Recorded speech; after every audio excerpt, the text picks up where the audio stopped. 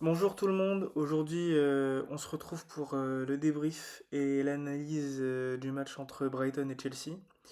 Et plus tard on va forcément parler du départ de Rosseigneur, il a été viré suite à ce match. Ça a été le match de trop pour la direction. Et on peut le comprendre vu la performance de Chelsea qu'on va sans plus tarder analyser. D'abord on va passer au contexte du match. Ah, forcément, c'était un match très important car avant celui-ci, Chelsea était sixième au classement avec 48 points et Brighton était septième avec 47 points. Donc ces deux équipes avaient un seul point d'écart. Il y avait aussi la possibilité pour l'équipe qui gagne ce match de se battre avec Liverpool sur la fin de saison pour la dernière place qualificative en LDC. Donc déjà en termes de classement, ce match est très intéressant. Mais il y a aussi le fait que Chelsea est vraiment dans le mal en ce moment. On peut dire qu'elle est en crise, cette équipe, depuis pas mal de temps, avec en point d'orgue l'humiliation contre le PSG. Rosseigneur est également remise en question à raison, car on ne voit aucun réel changement sur cette équipe de Chelsea depuis son arrivée. Les Blues regrettent sans doute déjà Enzo Maresca. Bon, il y a aussi quelques circonstances atténuantes comme les nombreux blessés. Le 11 titulaire n'est toujours pas clair sous Senior. Il y a des joueurs qui ne sont pas ou plus en forme, comme Joao Pedro qui enchaînait les buts il y a peu. Il y a aussi Palmer qui a eu du mal à avoir un impact et réellement confirmé en plus des blessures qu'il a connues cette saison. Caicedo aussi, qui je trouve a moins d'impact sur son équipe. Avant, dès que Chelsea perdait le ballon, il arrivait de derrière pour intercepter ou récupérer le ballon et puis relancer vers l'avant. Maintenant, je trouve que son impact est moindre. Enzo aussi est beaucoup moins créatif. Son histoire aussi de j'aimerais bien vivre à Madrid, bon voilà, il a été suspendu. Mais on peut pas se cacher que sa baisse de niveau date d'avant cette histoire. En plus de ça, la défense de Chelsea est très faible et elle peut se prendre un but à partir de rien. Et sa défense, dès qu'elle est dépassée en termes de gardien avec Sanchez, bah c'est assez compliqué quoi. Pour moi, c'est pas un gardien titulaire d'un gros club. Donc en ce moment, c'est une grosse spirale négative chez les Blues. Tandis que du côté de Brighton, eh ben, ils sont en forme, ils sont sur une bonne série. Sur les derniers matchs, les Seagulls sont sur 6 victoires en 8 matchs en Première Ligue, en comptant celle-ci. Ça joue bien de leur côté, avec le jeune entraîneur Urseler qui imprègne bien sa patte avec un pressing haut et un jeu vertical. Donc avant ce match et en mettant en plus tous ces paramètres, bah, ça nous donne envie de se poser justement devant ce match. Concernant les face-à-face entre ces deux équipes cette saison, et bah, elles ne se sont affrontées qu'une fois et Brighton s'était déjà imposé 1-3 contre Chelsea à l'extérieur en plus. Alors certes, ce match a forcément basculé après le carton rouge de Chalobah, oui, parce que Chelsea menait 1-0 avant ce carton rouge. Les buts de Brighton aussi interviennent tard dans le match, avec le doublé de Welbeck qui marque à la 77e et à la 100e minute, je crois, et un but de Kuiper à la 92e. Donc difficile de prendre en compte ce match. Pour moi, il a pas du tout influencé le match qui s'est passé il y a 2 jours, car cette défaite de Chelsea 3-1 s'est passée en début de saison et Enzo Maresca était encore sur le banc, donc tout était différent. On va maintenant passer aux compositions du match. Alors du côté de Brighton, on a au cage Verbruggen, qui a un bon petit gardien avec une bonne relance au pied, mais qui est en instance de départ. Et il y a Vifer qui s'est imposé à droite, Kadioglu qui peut jouer sur les deux côtés et donc mis à gauche. En défense centrale, il y a la paire Boskagli et Van Aken qui sont très bons à la relance. Au milieu, il y a Baleba et Gross. Et ce dernier, Gross, qui contrôle le jeu et qui a pas forcément un énorme coffre physique, mais qui, de par son calme et son pied, contrôle un peu ce milieu de terrain. Et donc aussi Baleba qui peut absolument tout faire. Pour moi, il est ultra complet. Et forcément, cet été, il y aura pas mal de clubs pour le recruter. Ensuite, Ruther a été préféré en neuf à la place de Welbeck. Minté sur la droite, qui est un bon petit dribbleur et qui aime bien repiquer au centre sur son pied gauche. Ensuite, Mitoma, bon, lui, il est connu, hein. Et en ce moment, en plus, il est en forme avec son beau but, hein, au dernier match contre Tottenham. Et enfin, il y a Inchelwood qui bouge partout, hein. Là, il est en 10, mais il peut jouer un peu partout sur le terrain. Il a déjà joué arrière latéral, il peut jouer au milieu, même sur le côté. Et donc ensuite, on va passer du côté de Chelsea. Rosseigneur, lui, il a changé certains joueurs et aussi la tactique avec un 4-4-1-1. Il y a l'absence de João Pedro, Palmer, Estevao et le capitaine Reece James. Concernant le 11, Delop a été aligné en 9, Enzo en 10, Caicedo et Lavia au milieu, Cucurella et Neto sur les côtés, et un quatuor défensif composé de Gusto, Fofana, Chaloba et Atto. Et évidemment Sanchez au cage, pardon. Nous allons maintenant passer au contenu du match et à cette première mi-temps. Dès le début de match, Brighton a le ballon. Et dès la deuxième minute, sur un bon centre venant du côté droit de la part de l'Allemand Gross, Mitoma la prend comme elle vient, en demi-volée, pour surprendre l'adversaire. C'est bien joué, mais Sanchez l'arrête. Il y a donc un coup de pied arrêté et un corner qui suit pour Brighton. Le corner est bien tiré au premier poteau. Il est justement, pardon, j'ai dit qu'il était bien tiré, mais il n'est pas très bien tiré. Et donc Atto dégage mal de la tête ensuite. Le ballon passe devant tout le monde et Kadioglu, qui n'est pas marqué, se retrouve seul. C'est mal défendu et donc il ne se fait pas prier. Il tire, sa frappe n'est pas très bonne, mais ça va trop vite pour le gardien. C'est mal défendu déjà parce que le ballon est mal dégagé. Caicedo, qui se trouve entre les 6 mètres et le point de pénalty, doit intervenir parce que c'est lui qui doit contrôler cette zone. Et Kadioglu, forcément, il n'est pas très bien défendu, ce qui lui laisse le temps de tirer. Et donc ça fait 1-0 pour Brighton, qui, après leur ouverture du score, continuent sur leur lancée. Les joueurs de Fabian Hürseler euh, gardent le ballon et quand ils le perdent, ils pressent la relance de Chelsea. Les Blues ont du mal à sortir du pressing.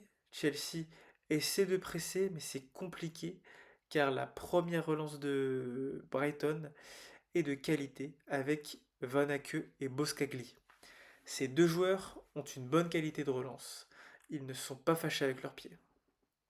Et au milieu, il y a Gross qui permet de faire les décalages et de ne pas perdre le ballon à la relance. On le connaît ce joueur, l'ancien de Dortmund. Il n'est pas le plus rapide, mais il se base sur ses qualités. Il fait ce qu'il sait faire et ne tente pas de folie. C'est ce que son poste demande, car s'il perd le ballon dans sa zone, ça peut être très dangereux pour son équipe. Chelsea a du mal à se créer des occasions. Et après une perte de balle de Pedro Neto sur une glissade, Brighton ressort bien le ballon. Kadioglu arrive à dribbler les deux joueurs qui étaient sur lui. Il la remet ensuite dans l'axe.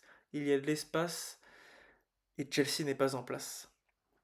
Son coéquipier la lui remet en 1-2. Ensuite, il passe le ballon, puis le reprend. Il essaie de dribbler son vis-à-vis, mais il perd le ballon. Mais les Seagulls sont hauts et pressent dès la perte de balle. Il récupère le ballon arrive ensuite sur le côté droit. Gross centre de son mauvais pied, il la met dans la bonne zone. Deux de ses coéquipiers sont seuls dans la surface. Van Aeke le reprend de la tête et s'est arrêté par Sanchez. Là, la défense de Chelsea, c'est juste pas possible de laisser seuls deux joueurs comme ça dans une zone aussi dangereuse. Les deux défenseurs centraux sont beaucoup trop écartés de la part de Chelsea. Derrière, toujours pas de réaction de Chelsea. Rutter a même une très bonne opportunité de marquer, mais son tir passe au-dessus des cages.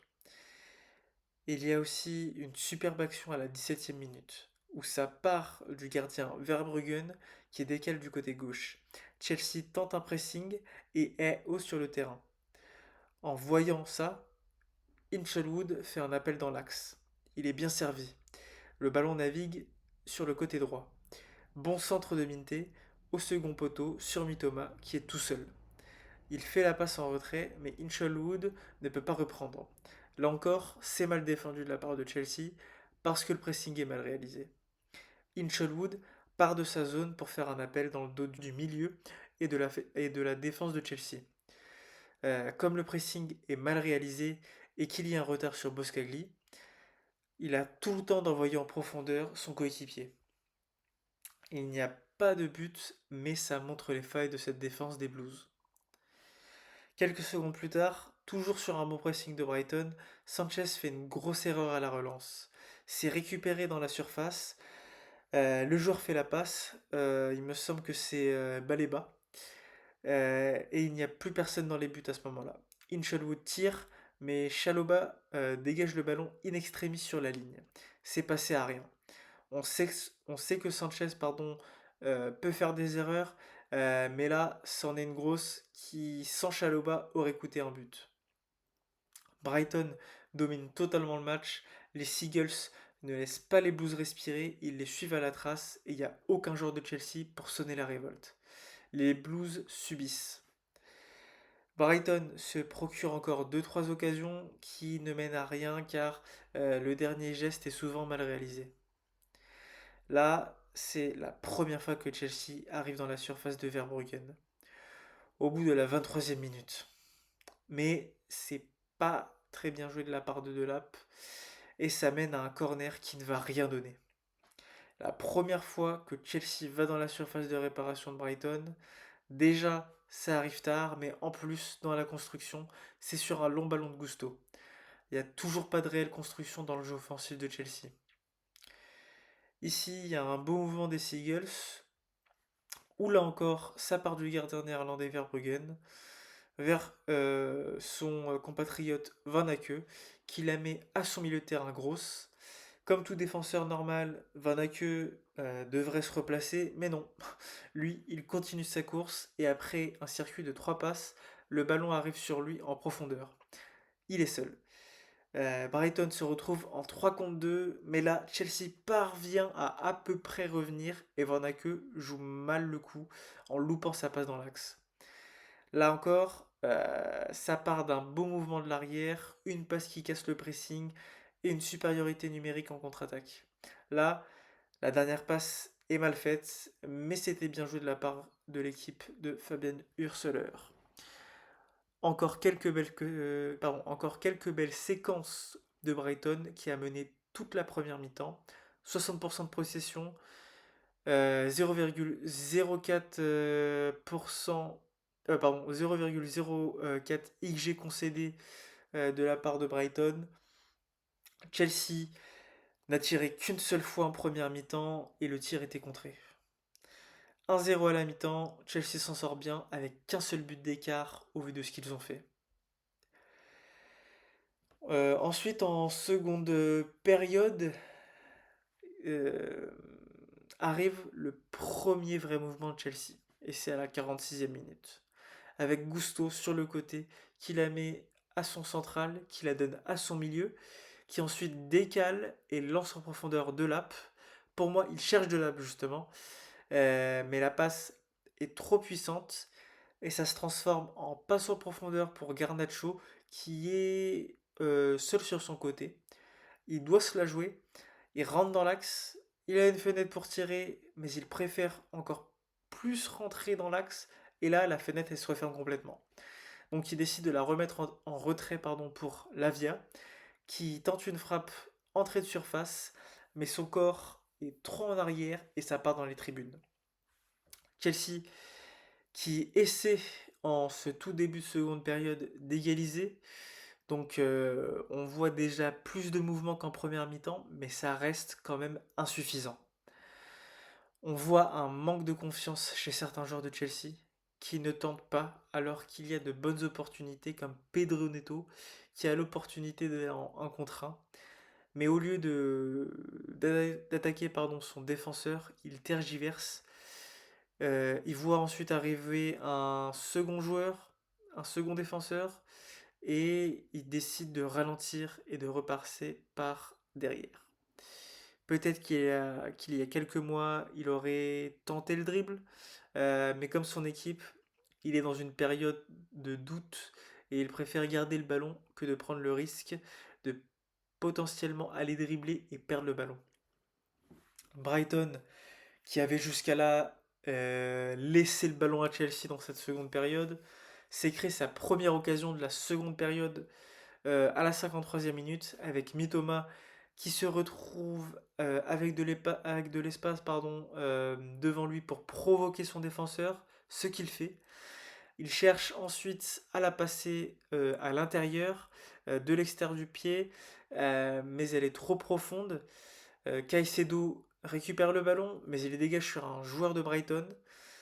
Gross récupère le ballon ensuite, garde son calme, ne se précipite pas, avance un tout petit peu et casse la ligne défensive en faisant la passe à Mitoma, euh, qui, qui fait un contrôle orienté vers l'extérieur, puis tire de son mauvais pied. Malheureusement pour lui, il tire avec un mauvais équilibre et sa frappe est hors cadre.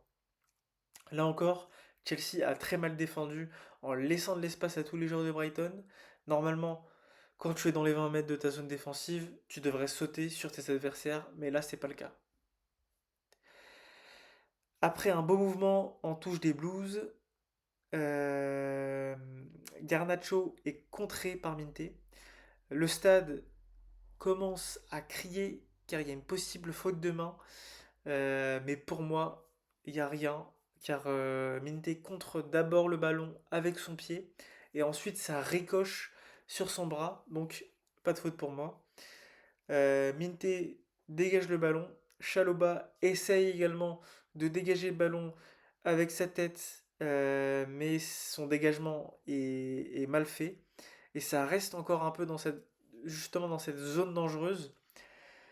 En plus, il n'est pas forcément gêné, donc je comprends pas pourquoi son dégagement est loupé.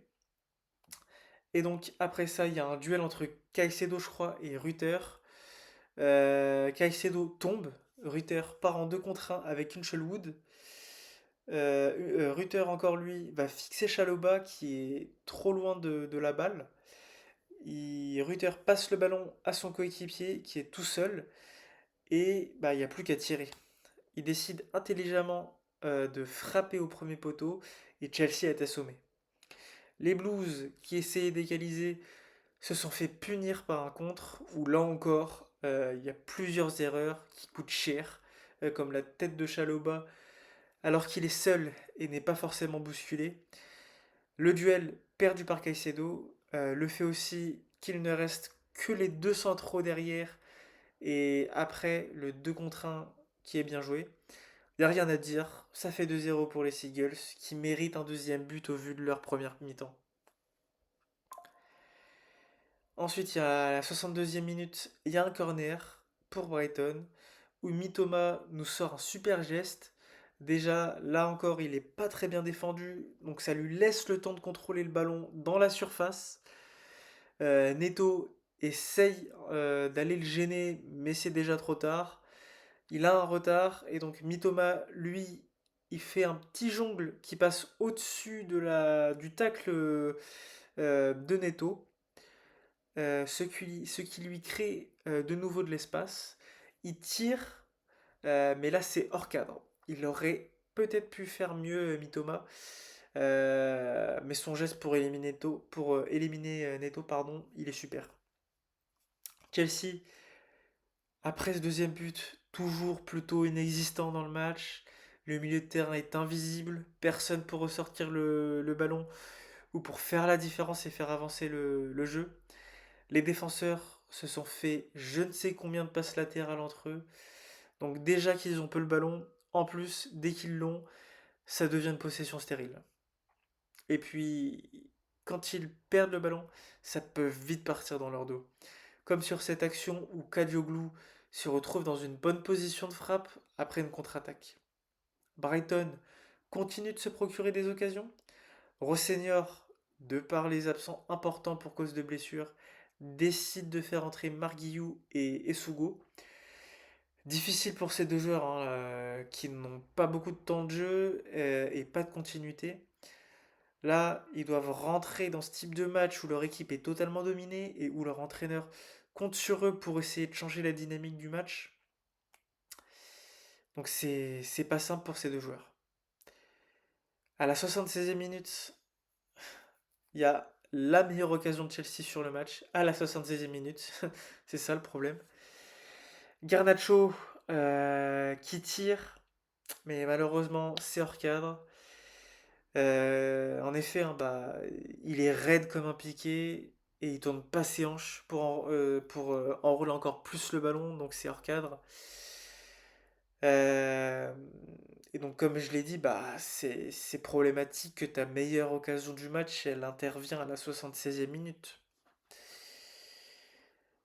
Euh, et donc, bah là, déjà, en seconde mi-temps, il y avait quand même moins de rythme, mais avec le deuxième but, le rythme a encore plus baissé. Ce qui fait forcément les affaires de Brighton, hein, parce que eux, bah, ils ont fait leur boulot, il y a 2-0. C'est à Chelsea de se bouger. Mais Chelsea, bah, on voit pas de changement, justement. C'est ça qui dérange. À la 90e, bah là, encore sur un ballon, sur un dégagement de Verbruggen, qui paraît anodin. Aucun joueur de Chelsea pour reprendre le ballon.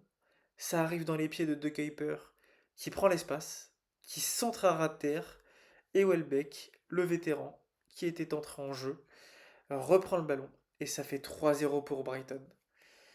Et Welbeck, lui, bah forcément, il en profite hein, pour faire la célébration à CR7, avec qui il a joué à United, pour en rajouter et faire mal à la tête des Blues, qui étaient déjà assez amochés. Au final, le match a été mené de bout en bout par Brighton, qui a fait un super match en allant presser très haut leur adversaire, en ayant une bonne circulation du ballon et en cherchant des passes qui cassent les lignes pour déstabiliser l'adversaire. Les supporters au stade et à la télé ont dû apprécier. Pour Chelsea, malheureusement, le match est une catastrophe du début à la fin. Il n'y a rien de positif sur ce match. Ils ont tout fait mal ou presque. Offensivement, c'est trop pauvre. Certes, il manque des joueurs, mais bon, on peut pas faire ce type de performance-là. Leur meilleure occasion arrive à la 76e minute et en plus c'est un tir manqué. Le milieu a été inexistant à la relance et à la création. Et défensivement, ça se fait avoir trop facilement. Les adversaires se créent des occasions à partir de rien. Ces derniers ont souvent trop d'espace devant eux, ce qui leur laisse du temps pour décider de ce qu'ils vont faire, que ce soit par la passe ou le dribble. Bref, un match où il n'y a rien de positif à en tirer. Vu cette performance, ça a été le match de trop pour Rossenior. Sa direction a décidé de le virer le lendemain, même si Rossenior a tenté d'alarmer ses joueurs après le match avec ses nombreuses prises de parole. Ça a été un échec son passage, on va pas se mentir. Il n'a jamais réussi à imprégner sa patte sur cette équipe. J'ai l'impression que les leaders de l'équipe n'ont jamais vraiment adhéré à Rossenior.